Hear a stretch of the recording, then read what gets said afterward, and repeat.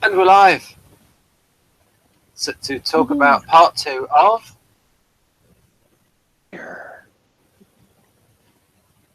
Jeff? Homicide. That is. Yeah. Fire part 2. Yeah. Um, See, I thought you would go something like this. Part 2 of, and then you would go fire. Something like that. just Right. did. Oh, okay. I thought you'd do. I need to get it into my mind that you've already done that in the previous episode, and you don't repeat stuff. It's got to be new and fresh. Yeah, I know you said it, but pardon? I can't tell if my mic messed up, so. Oh, okay. Maybe you didn't hear me. But anyway, so we will. Anyhow, so folks, if you want to hear Jeff say fire, watch the first episode. Fire. That's it. That's what I was sort of leading up to. I thought I would go like that. Yes, I did that. I guess you just didn't hear it. Yeah. Okay. Right. So we'll get this back on track. So over to you, Jeff, for the information and that David B2 Morris kind of guy. All right, so Fire Part 2 is the second episode of the 4th season of Homicide, originally aired on NBC October 27th, 1995. The play was by Jack Baer from a story by Tom Fontana and Henry Brommel. And Part 2 was directed by Nick Gomez. Here's what happened. Soon after the warehouse fire that has killed a teenage boy, another body is found at the scene of a second suspicious fire. The 3 detectives examine the charred skeletal remains of the second victim, a young woman. Kellerman deduces that this fire has also been deliberately lit using gasoline-soaked trailers made from toilet paper, and from his observation of the body, he theorizes that the victim was probably killed elsewhere before the building was set alight. Post-mortem examination reveals the girl was around 15 and confirms Kellerman's theory that she was probably killed before the fire by a blow to the head with a hammer. Dental records soon match with a missing persons report for a local girl, Bonnie Nash. Ford and Munch vie with each other over the upcoming sergeant's exam. Bayless and Pendleton discuss the duty of informing members of the public about the death of loved ones on their way to speak to girl's family. At a bar, Kellerman meets up with his ex-wife, pathologist Dr. Annie Kennedy, and they bicker about their breakup. And Annie chides Mike for his unwillingness to take risks. The next morning, he meets his informant, who tells him that a friend has told him about a man in a blue van who visited the gas station where she works on the night of the second fire, that the man had bought a container of gasoline, and that he had stolen 6 rolls of toilet paper. The informant also tells Kellerman that the man had told his friend in passing that he was a chemist. Kellerman tells Giardello about the new lead, and G insists that Pendleton and Kellerman must work together to solve the case. Pendleton appears on TV to appeal for witnesses to the 2 fires. When he returns to the squad room, Kellerman complains that his chemist lead has turned up nothing, but then Pendleton receives another phone call from his anonymous informant. The mystery man tells Frank that he was at the scene of the second fire, and they saw the arsonist drive away in a blue van with a bumper sticker, but he refuses to give any other information. When the caller hangs up, Kellerman confirms that they've been able to trace the call. They go to the address, but when the householder returns, they discover that the home has been broken into and ransacked, presumably by the mystery informant.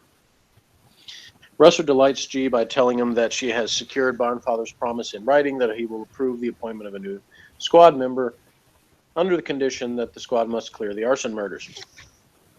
With their leads proving fruitless, G orders the team to start the investigation over. So they return to the scene of the first fire. Entering the precinct of the abandoned building, Frank pays for information from a vagrant who directs them to a homeless old woman, Mrs. Rosen. She tells them that a young man whom she calls Mr. Robb has taken her for a ride in his blue van on the night of the fire. Frustrated, the detectives argue with each other over their inability to crack the case, but then Bayless scores a breakthrough, finding a match for the elusive blue van in vehicular records, and they bring in the registered owner, Gavin Robb, a young chemistry teacher at a local high school. Under questioning, Robb protests his innocence, explaining that his connection to Mrs. Rosen is because he often drives around at night helping homeless people, but he admits that Bonnie Nash had been a student in his class the previous year. Bayless leave the interrogation room, joining Giardello to observe as Kellerman interviews Rob alone. Pimilton thinks Kellerman will fail and Rob will go free, but Kellerman sets a subtle trap. Knowing that the suspect is a dog owner, he tells Rob that a dog had been found burned to death in the first fire. After more questioning, Kellerman appears to give up, and in the interview, but as he goes to leave, he casually asks Rob why he killed the dog. Caught off guard, Rob inadvertently replies, "I didn't know the dog was there," effectively he admitting he had been at the warehouse on the night of Nash's murder. Confesses to the girl's slaying. After the confession, Kellerman reveals to G that he had tricked Rob because there was no dead dog.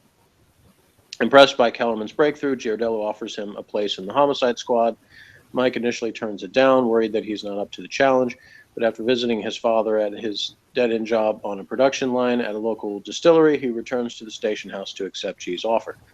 On the rooftop, Hamilton admits to Bayless that he is frightened by the prospect of bringing a child into such a dangerous world. And switch on over to Mr. Morris's review. Take a sip of water. All right, he said, the conclusion of the arson storyline is a much better episode than its precursor. The main reason is now that the sensationalism of the burning buildings has disappeared and we are now in the midst of what Homicide does best, trying to catch a killer. Not that things are simpler, of course. We learn quickly that the victim of the first fire was killed by the fire itself, whereas the second victim was killed before the fire was set. Furthermore, even though both the victims are teenagers, it soon becomes very clear that they had nothing in common and probably didn't know each other. So why were these people killed? The answer doesn't come easily. Each get a minor lift after talking with two very different informants. Kellerman's is a professional snitch giving his services for money. Pimilton's informant, however, is more phantom-like. In both of his phone calls, the editors go to a great deal of trouble to make sure we don't see his face. This particular informant has a good reason for being anonymous. Turns out he's a burglar. This is a bit of the old Homicide, whose activities, while criminal, are ignored because they don't relate to the investigation. Direction, G sends the detectives back to the site of the first fire until Frank points out the homeless people who have now marked the ruins of the buildings as their territory. One doesn't think the detectives will get much help from these transients, but one, a slightly dotty old woman known as Mrs. Rosen, cheerfully admits that she may have taken a ride in the arsonist's van.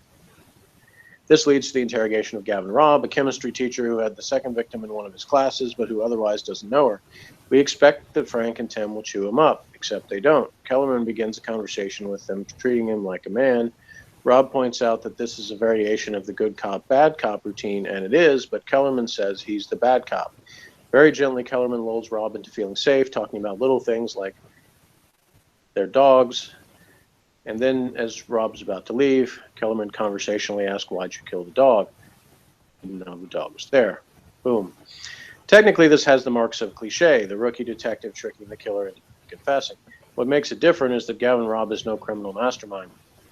He killed the first victim by accident when he set the first fire. The second fire was set to cover up his real crime, the murder of the second victim. But when Kellerman asks why he did it, Robb refuses to answer. We never know why he did. And as Giardello wisely points out, sometimes you're better off not knowing why people do these things. The part is interesting enough, and what makes the episode work on another level is our exploration into the character of Mike Kellerman. We see him off duty for the first time, talking very friendly to his ex-wife, who we met in the last episode. He seems to have a very good relationship with Annie. Something spoiler. Okay, we also get the sense of the boyishness of Mike. He seems to be one of those guys who is a hardy drinker, smoker, and partier. As he puts it, he worships fun. He has a lot of youthful energy, which we eroded in later seasons. Okay. Complex with the detective's homicide, but he does have the sense and the cunning to make G offer him a job. He initially declines it, saying he's good at what he does. Then he goes to see his father at a beer bottling plant and realizes that this is the philosophy of his dad. He realizes what he wants to get away from, and the last scene shows him accepting the job. We also get some insight in Frank. He is still very concerned about the world he's going to be bringing his child into. Like many new fathers, he's scared, but his reasons are very legitimate. We will gradually learn more about Frank, the husband and father, through how the world operates. And there is some comedy. Bayless continues to walk around stiffly as his back, caused by a degenerate degenerative disc, and he's beginning to get worried about it. And there's the byplay between Kay and Munch as the sergeant's exam approaches, which turns out to be for naught when Munch doesn't even show up for the exam. Chickened out is never told, but he never seems to feel any ill feeling to Howard for taking the exam. All in all, the second part of Fire is much better than the first. Apart from the excitement of the first episode, we see Homicide's true nature. Quiet, talky, ruminative with a little humor and no explanations. Even if the show had a new look, it maintained most of the old rules. My score, 8.75.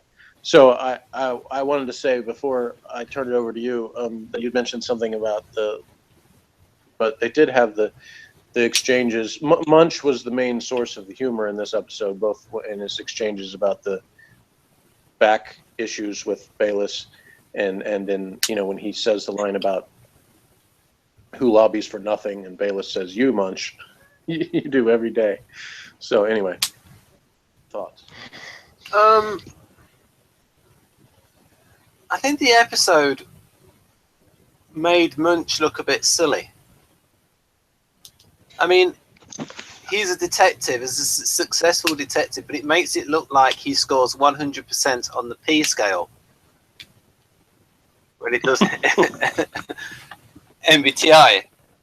Saying, Ben, that a 100% P can't be a good detective? No, I'm saying that that's what I mean. I'm saying it's inconsistent. I don't think a 100% one can, because they do have to pass. They do have to prepare for some things. Well, that's a bold statement on your part. Yeah, I mean, 100% P is 100% P, and I think I could be a police detective. Really 100%? Yeah. Wow. Yeah, pretty much 100%. Yeah. Well, I don't think. I think maybe when I've taken the test, there's been times where I maybe got 1 or 2 side, and that's the high end. Most of the time, it's 0. Yeah, but just things like I just think it undermines the character that he didn't revise for it. I just think it undermines the status of the character. It makes him look less of a serious character. I mean, I would have had it where he was faking them out, right, in order to get the odds, and then he ends up passing, and then he earns a load of money out of it. Well, I mean, like Morris's review said, they don't actually tell you whether or not, you know, it's like, yeah, it's presented as if he was kind of making stuff up, making excuses, but there could be, you don't know how much of it is, did he really chicken out in the sense that he decided, well, he couldn't beat Howard, or he thought he wouldn't do well in the test, or did he really too late, and so he just, you know, decided to put a different spin on it or something. But I don't think that it made him look like a bad detective. It just, you know, it's part of the quirks of his personality. I mean, I just think it undermined it. I just think, you know, what I would have done is I would have had him like faking them out, and then actually he is revising hard, and like so he can make money on it. Now, when it comes to the odds, now my father used to work in a bookmaker's. And he used to have and for a while he had a partnership in a bookmaker's. And so he would always tell me when television programs would get odds wrong. And the odds presented in this program are ridiculous. Because this would be like, you see these odds here? So basically, if you bet both results, you can't lose. So I can walk you through the numbers on that. There's no margin.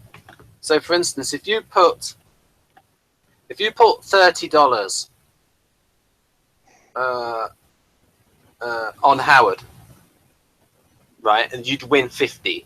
But then if you put $1 on her to fail, so if she passes, then you win $50 and you lose $1 on the other bet for failing. And so you overall you win 49. If, however, she fails, you lose the £30 stake on the other bet, but you win 99 on the other, so you make 69. So you can't lose by betting both options. And then it's the same with Munch. If you put $1 on Munch passing, and then $1 on Munch failing, if he passes, you win $87 minus $1 on the other bet, and then if he fails, you win $2 and you lose the other $1 on the other one. So you can't lose. So they don't know how to do odds. I think they were just doing it as people were betting one on one or the other. Bet both. Yes, but what you can do is you have a deal with someone where you share the risk. Because what you can say is, because overall, I think you're putting more complexity into it than the squad room detectives were. Yeah, but you see, this is like as I said in the beginning, I had my dad telling me about this all the while when I was growing up. So, and he's like an ESTP member of Mensa, so he'd always talk about this kind of stuff. Yeah. Well, I mean, and there was I've read enough online forums about cop shows that often you have people that specialize in certain things, like people that are firearm specialists will comment on how unrealistic the gun usage is in cop shows and things like that. So there's a lot of, but I think in recent years there have been shows where they try really hard to get certain things right because that's what their focus is, and then other things kind of fall by the wayside. So it's kind of what it is that they're trying to get the most right. And when it comes to Homicide, something you sort of reminded me of earlier when you were talking about the humor before we were on the air, is the seasons 3 and 4 when Henry Brommel was a big part of the direction of the show. I think there was still humor, but it was a bit of darker humor and maybe more sarcastic. I don't know, but I think some of that was true in the first couple seasons too, though. But in season 5, you have a little bit of a shift when David Simon is a big part of it. He's the original writer of the Homicide book, because he steers it a little bit back towards trying to make the cases more realistic, because that was what the book was about and everything. So seasons 3 and 4, you have a little bit more delving into the personal life of the characters, and the cases themselves sometimes take more of a back seat. But then, of course, what happens is you run out of backstory, and then you go back to the cases, because people only have so much backstory. Yeah, and what I was going to say is that it's subtle enough that you still have some of both all along the way. And I think that season 4, there's maybe more emotional stories. So it appeals to me because I like emotional stories. But there's less of a focus maybe sometimes on the details of cases. And season 5 returns us a little bit more to the facts of cases, as well as more of a continuing story about more continual throughout the season. So season 4, I think it's more like there's sort of the overarching things of Pembleton's going to be a father, and some of the other stories that come into it. We'll see. I won't reveal too many of those, but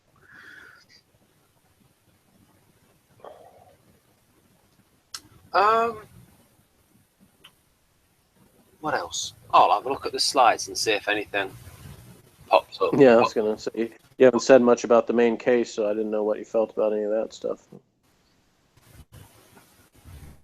Well, I did think that scene was good at the end between these two, and like how he used that, and actually it was quite well done. In that, when he said you're now free to go, and it was almost like, oh, that's when he let his guard down because he thought, oh, I've won. Right. Oh, the game is over. No, the game is not over, because you could see him let his guard down. Because he's almost saying, okay, you've beaten me. So that was quite well done by him. Because it wasn't as if he just asked him casually, it was like, you know, oh, you've beaten me. That was the sort of subtext. That's what he was thinking at that moment. At that precise moment when he asked him that question, the guy in the blue top here, he thought he'd won. Right. Yep. And so he let his guard down. That's I think a pretty common, you know, with police detectives, is sort of like, you know, you alter your tactics in terms of, like, you know, what Kellerman said about, you know, Pendleton's not going to ask a question he doesn't know the answer to. So there's a lot of misdirection used, you know, when it comes to suspects, because the whole thing is to sort of lull them into a sense one way or the other, either to get them off of their story, you know, so they're not so focused, because it's like if they really are guilty, then they're concentrating on keeping their story straight. Right. And so the more other things that you throw at them that sort of get them off of the thinking about their story, the more chance you have of tripping them up. And Kellerman uses the tactic of basically being like, than me, you're this chemistry teacher, and, you know, I'm just this guy who solves fire crimes, and so, you know, and the homicide guys are smarter than me, so I don't really know that much. So, you know, you lucked out this time. It's kind of the way he presents it. So, but also that thing of establishing the seed that, when he said earlier on, you know, that thing about the lawyer's trick, only saying something when you know it to be true. And so he thought that when he actually said the thing about the dog. Right. Yeah. So that was well done. Right. He says the thing early on. So I'll give that NT points. NT points. Yeah. Now, Kellerman himself, I believe, is an ESTP. Yeah, makes sense. When I watched this show, you know, watched the show through with Morgan, I had a feeling that he would like and relate to Kellerman, and I was right. But of course, I also knew that later on in the show, and certain other things happened, that he would become very frustrated with certain things that happened to Kellerman and certain things that he does, and I was right about that too. So we'll explore more of that later on, of course. Now, I'm a different personality type from Frank, but I would be pissed off at this guy coming so close to me. You know. Well, Pendleton does that to other people, though, so. You know us extroverts, we get up in people's faces, you know. And I think for whatever reason, the directors that worked on Homicide liked to bring people in close proximity to each other. Well, I mean, they're not about to kiss. I mean, it's not a romantic thing going on here. Right. So, but as far as like the personality dynamics that I really liked in this episode were that Pendleton gets to have. Like he sort of gets his turnabout on Kellerman, because in the first part, Pendleton is frustrated that Kellerman keeps being a step ahead of him. Now that still happens in this one with the confession, but meanwhile you've got this other thing going on with Kellerman's trying to quit smoking, and Pendleton's able to use that and sort of get the upper hand in that area by basically implying that he's got better self-discipline and stuff than Kellerman does. And treating him like, when he says like he worships fun or whatever, he's treating Kellerman like he's this kid and Pendleton's this cool professional, you know. And so there's some one-upsmanship going on there the whole time. That was the thing where he lights a cigarette in front of him, and then later he smells it and does all this stuff. So he's torturing Kellerman with this stuff, even though really in personality they're not that far apart. They both sort of are looking at the other one as if they're way different, because they're trying to contrast with each other. Say that the other one is something that isn't them. I saw it as contrived, where it's like there's no real reason for these people to be conflicting with each other, because it's like the conflict is manufactured. Because I think those personality types would just be happy with that kind of behavior for me, so just think it was funny.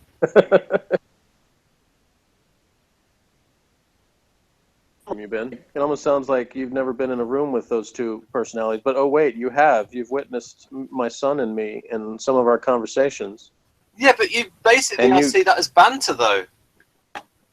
Well, right, and a lot of this was too. I don't think they really had genuine animosity towards each other. They have no. You're right. They have no reason to. So they're not actually looking at it as that they detest each other in any way. It's a game they're playing with each other. And they're both trying to kind of get the upper hand and win the moment. And so to me, it was very realistic in terms of Pembleton sees this new guy who's kind of encroaching on his territory, and he wants to like prove to him, he knows more than, or he's better in some way than he is. And Kellerman's kind of trying to do the same thing from the other side. He's trying to present it as Pembleton is boring and isn't the thrill seeker and stuff that he is, but then he has that flipped on its head because meanwhile his ex-wife is telling him that he's too boring and doesn't take risks. And then at the end of the episode, of course, he goes to see his dad. The guardian mentality of just stay safe and do what you can do and stuff. And of course he does exactly the opposite. Because he needed that to remind him, why, what it is that he likes about being a cop in the first place, which then pushes him towards accepting G's offers. So, and to me, it wasn't anything groundbreaking, but it was realistic in terms of the dynamics of it. Oh yeah, I mean, it wasn't. I just felt that. I mean, it was better than I thought. Maybe the previous episode was a little bit more contrived in terms of the conflict, but only slightly. Yeah, I mean, they portrayed it as that Pembleton was slightly more irritated than usual because of he's worried about his wife's pregnancy and those aspects of it. So it's affecting his work as his personal life does. So. And that guy's trying to quit, and anyone who's trying to quit smoking or quit anything is going to be slightly irritable. Yeah. Plus, there's always that thing in real life. Well, I mean, it's not even just cops, but I mean, there's plenty of other jobs that can happen. But with cops, especially, like. And there's a sort of sense of these are the guys I work with all the time, and when somebody new comes in, there's always that sort of sense of, well, we got to rib the new guy. We can't just let him feel like he can just waltz in here and act like he's one of us, So I mean that's true of a lot of professions, not just cops, but So there's some of that going on, no matter who he was or what his personality was, that they were going to have to do a little of that. In fact, there's probably Munch would have been the one doing more of it, except he's a little preoccupied with the rivalry he's got going with Howard. So, yeah, it's just that all this kind of stuff is like a weak spot for me because it's something that INTPs and INFPs are very sensitive to, and so they can get like oversensitive to this kind of like testing of people and these power games. Even if though half of it's in jest. But yeah, these are tiny little things. I will give ground on that point. I was just thinking that there's a... Now, what personality type do you think she is, Jeff? Not knowing anything but how she is there, it's tough to say. But if I had to guess, I'd say probably some kind of NF. ENFP? But she could be an SP. You can't really tell from that. Yeah. But only because there's more SPs than ENFPs. But I mean, there's quite a few SP musicians. So yes, and probably the vast majority of musicians are SPs. Yeah. So yeah, she could be anything from an ENFP to an ISFP. There's not really any way to tell from just because her look at her. As you know, sensing types are more coordinated than N types. So the majority of the... I mean, that's true. I mean... Well, and if you go by that, then she's got the little, the green thing on her accordion there that matches her hair, so... Yeah. Coordination. Yeah, but seriously, though, I mean... oh, yeah, then we had the acting all... And apparently this guy was as himself, I think. Yeah, that's a real Baltimore news guy. Yeah. He just retired a few years ago, in fact. Rod Daniels, yeah. What was I going to say? Oh, yes. So, yeah, I'll say that about...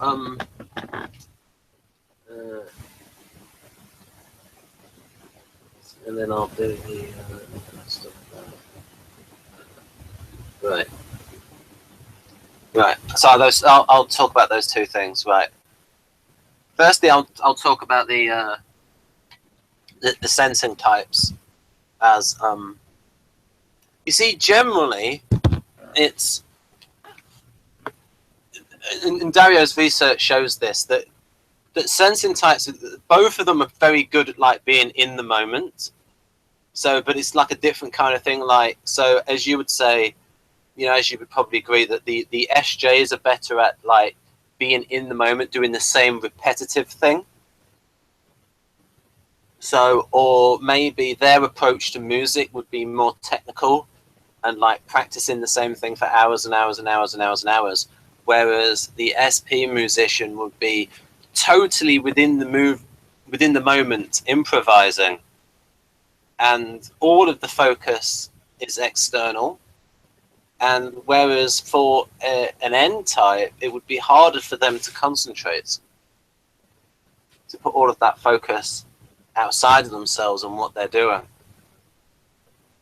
So it's harder for me to concentrate to touch type, for example. So yeah, I would say the vast majority of musicians are. I mean, you talked about loads. You know loads of instances of musicians that get typed as N types, and you say no, just a nice FP. Yeah, well, especially when drugs get involved, then drugs make a lot of SPs sound like Ns. Like people who call Paul McCartney an N when he is an SP, or Bob Dylan. Right. Yeah. Yeah. I mean, that's the thing is people. They try to say like, well, if somebody was experimental at all in their music, they must be an N. I mean, that's just not true. No, SPs like to experiment. Yeah, I mean, I think about how I would be as a musician. I think the toughest part for me would be, if I was a touring musician, would be the repetitiveness of it and doing it the same way all the time. That would get bored of that and want to change it up. Yeah, and so I would more likely one that would be known as that eccentric weirdo musician who was always doing things to, because, you know, it would be like, okay, say I'm, you know, John Bon Jovi or something like that, and I'd go out one night and be like, hey, why don't we just go out and do like all a bunch of remakes of old country songs or something, you know, just jazz. Yeah. Like that. Well, because there's so much improvisation in jazz. But even in jazz, of course, you have artists that they get known for certain songs or whatever. The people still want them to perform those, because as you know, when we talk about the majority of people being guardians, even the majority of music audiences are usually guardians. So you have people that they get upset when you do things that they don't expect. They want a certain thing. Now, some audiences are more interested in changing things up. But you know, you have things like, I remember the Simpsons episode where they had Homer goes to the show of Bachman Turner Overdrive, and it was like a template for a lot of shows when you have an older act that goes out, you know, on the road, because the guy says, we're going to play a song from our brand new album, and Homer goes, boo, play Taking Care of Business. Everybody wants to hear is like the old songs they know. So. Oh yeah, I mean the good ones. I mean, people would say, and I mean, I'm like that as well. I mean, most people are like that. Whether they're saying whatever is like, yes, we'll hear your good stuff, but I want to hear my favourite songs first. And that's the way it is. But yeah, I mean, but again, talking about sensing types being more coordinated, is because, well, in general, your sensing types are going to do more of those things. So the more of what they do, they get better at. It just makes sense. Yeah. No pun intended. You know, so I mean, I think classical music leans more towards your SJ mentality. Yeah. Because it's more about you're going to perform the piece the same way every time. For the most part, it's just a matter of, you know, doing everything technically right. And the audience is not giving you as much love. Right. It's like polite applause. Yeah. know he's going to be shouting out things at you. And Chinese do very often. Chinese do very well in classical music because theirs is a very SJ culture. Right. Yeah. We could ask Leon about that.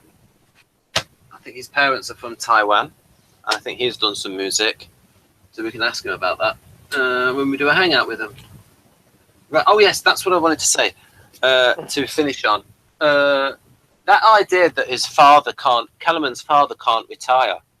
You're getting a hell of a lot now of that now, because like Peter Schiff was going through the jobs figures, and they said that 280,000 jobs were created. For people 24 and under, they lost jobs. For people like 24 to 55, it wasn't that much. It was like 10,000, but all of those jobs weren't high quality jobs. The people that got most of the jobs were like 55 and older. And what it was, and the reason why, and it was the minimum wage that cut down on the jobs for the people 16 and 24. Well, not in 16 and 19. But anyway, so you got all these older people going back into the workforce because they're not getting any interest on their savings, and because the social security checks aren't enough. I mean, have you noticed that, Jeff, in your own experience? Older people going back to work who should be retired, who would like to be retired. My mom talked about it because, of course, she's not getting any social security because she doesn't have a birth certificate. So the whole other thing. So, but anyway, did you have anything else to say about? Bert, she might not have a birth certificate, but on your birth certificate, it should have her age on it, shouldn't it? I don't know. Roughly. I don't have mine either, although I do have one. I mean, I could obtain a copy of it, but I don't have one, so I haven't seen it in I don't know how many years. Like if I ever did see it, I don't know. So, it's obtainable, unlike hers. So. That's weird. That's crazy. Imagine the things you learn. Oh, so she's not going to get Social Security because she's not got a birth certificate. I mean, how old does she have to end up looking before they'll say, yes, okay, we believe you? Yes, it's not about that, but anyway, that's a whole separate thing. So. Right, okay. So, yeah, we could end it there and have... I will... my 10. Yeah, what's your rating for this episode?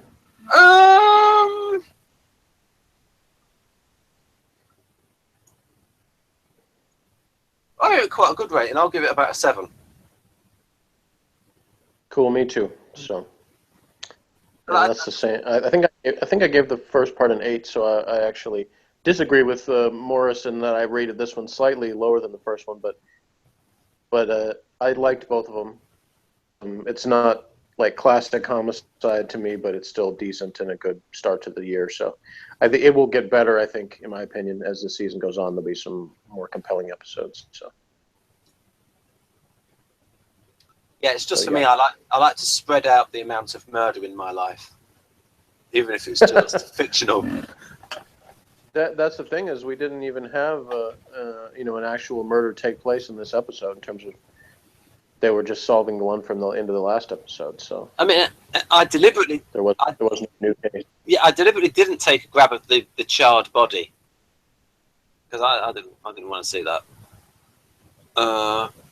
Right then. I think almost with that, when it's that bad, it's not as bad to look at because it's like beyond recognition, where it's almost not even a human body anymore. It just looks like this thing, which obviously is the reality of it is that they that they used something that wasn't a real person, obviously. So you see, when I see things like that, I think of things in real life, and that's why, like, when it's closer to reality, then it becomes more disturbing to me than when something is fantastical. Well, that's what I was saying. Is that to me, it seems like when you have something that's that bad beyond recognition of being a human body, that it's almost like it doesn't make as much of an impact on me because it's not the face and stuff like that. So it's a little bit more detached. Yeah, true. I'm sure that's probably something people were split on. I wouldn't make any kind of guess on types or anything, but there's probably a certain people will be more or less affected by that. Anyway, all right. Join us next time, everybody, for Autofocus. That's the next Homicide episode. That's a good title.